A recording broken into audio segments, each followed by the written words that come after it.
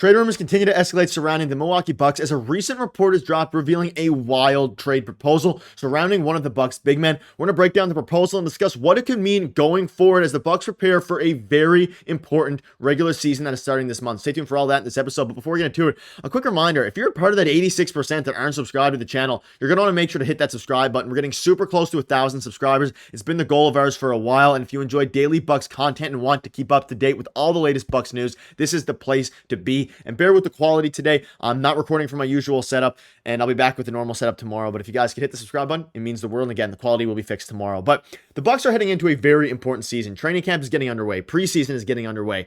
And the Bucks, obviously, it's their second year now with Damian Lillard. They have high expectations for themselves. We've seen Dame come out and say similar things.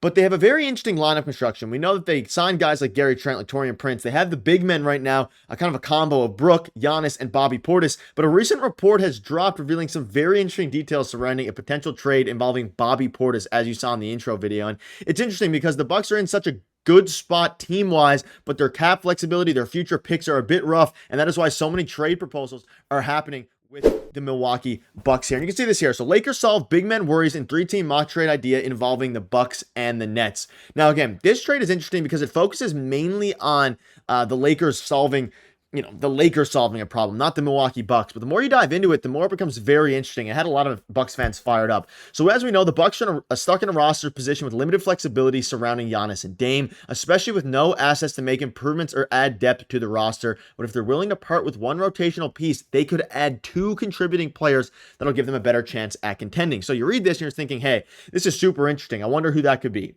And it is. Bobby Portis shipped off to LA. The Bucks received Dorian Finney-Smith, Day'Ron Sharpe, a 2025 second and a 2027 second, and then the Nets received some other guys. So this is super interesting. So not only if you're a Bucks fan, are you getting Dorian Finney-Smith, who is a very interesting rotation, a power forward, you're also getting 2 second-round picks. And we'll dive into the depth chart and discuss what this can mean. Do I think this is super realistic? Probably not. I think they're going to keep Bobby Portis. He fits in well with the Bucks. He's fitting in well so far with Doc Rivers to a degree. And I think that if they can they need a big man who can stretch the floor a little bit, especially when you're playing alongside Giannis and Antetokounmpo. Now, that's obviously limited a little bit because you have Dame, so you don't need as much spacing because Dame can let it fly from any time at any point. But basically, the reason that the Bucks would do it, according to this article, is the Bucks add depth and picks. So the Milwaukee Bucks are always 1 or 2 injuries away from the roster collapsing. Whatever, this article is basically saying that last year the Bucks collapsed because of their injuries, which they did. And it doesn't look like Chris Middleton will suddenly overcome his injury issues so that Giannis will be able to endure an 82-game season.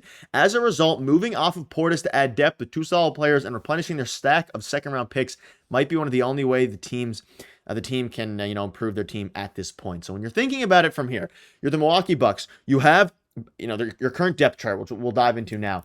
It becomes very interesting. So you're looking at the depth chart here. You have Dame, Gary, Middleton, Giannis, and Brook. That is 100% our starting 5 heading into next year. You signed DeLon Wright, so he's going to be your backup one guard. He's a veteran guy. He's been around for a while. You hope that Chris Middleton is healthy enough to play 70, 80 games. Obviously, it's asking a ton, but you hope. And then you also have Taurean Prince, who is your backup small forward. He's, a pretty big 3-and-D wing. And then your backup power forward and center so far are Bobby Portis. Now, obviously, Taurean Prince can play the 4. When you're playing really small ball, you can put Taurean at the 4 and you can put Giannis at the 5. But you're looking at this now, and obviously Bobby Portis has had a very good tenure with the Bucks. But if you're making this move, and I'm very curious to see what you all think about it in the comment section down below, you're making this move to you're basically replacing Bobby Portis to Dorian Finney-Smith, and then you're also adding 2 second-round picks that you can in turn maybe flip at the deadline to add another piece of interest. Because at this point, the Bucks are looking decent. Their starting lineup's very solid. Their backup guards are okay. The big man is kind of a point of worry to a degree. It's nothing too, concerning. But when you're looking at this trade, you do have to give up Bobby Portis. And Dorian Finney-Smith, we can dive into him now. He's a very intriguing guy. He fits in with every team. He's almost 32 years old. He is a 3-and-D power forward at this point. He's 6'7". He averaged 8 points, 5 rebounds, 2 assists. He can stretch the floor very well. A bit better than Bobby Portis Jr. We've seen him with the Mavs play very well. We've seen him with the Nets play pretty solid as well. But we've seen how he can play. Like, almost all of his threes are assisted. He's a spot-up shooter. 66% of his shots are threes. So this guy really spreads the floor well. He would fit alongside Dame very well. You can put him in the corner, and you can just let him spot up there. You can also have him crash your boards. He averages 5 a game. But he's not your traditional power forward in the sense of he's going to be huge. He's going to go and body people down low. He is a spot-up 3-and-D power forward.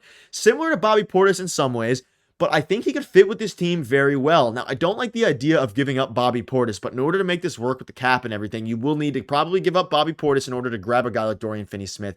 But you're also getting back 2 seconds, and I feel like the value there for Dorian in 2 seconds is decent. I don't hate it if you're the Milwaukee Bucks, and in a lot of these trades, a lot of the teams, a lot of the Bucks fans, we would hate the deal, but I don't hate this one. I'm curious to see what you all think in the comments. I also don't necessarily think it's a deal the Bucks need to make. However, I think at this point they probably need to add via.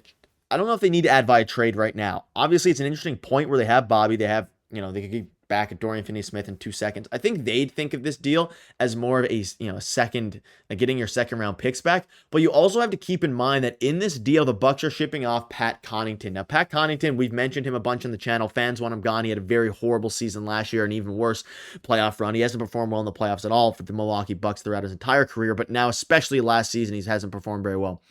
You're giving up Pat Connaughton and Bobby Portis for Dorian in 2 seconds. Again, you're also getting a guy in Daron Sharp who can fit into the lineup as well. So it's just such an interesting trade because it's not a blockbuster by any mean, but you're getting guys back that are interesting. So Dorian, as we know, averaged 8 points, 4 rebounds, perfect role player for a winning team, like I mentioned.